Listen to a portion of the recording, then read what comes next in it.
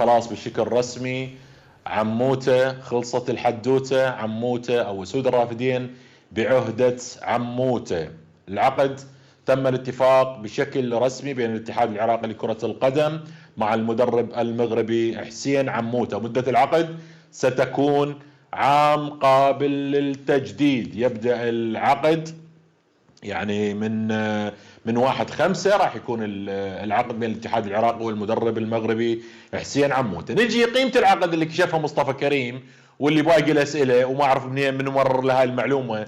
قيمة العقد راح تكون 900 ألف دولار. قيمة عقد عموته 900 ألف دولار مع جهاز الفني المساعد بالكامل. يعني عموته وشكو مساعدين وياه راح تكون قيمة العقد 900 ألف دولار.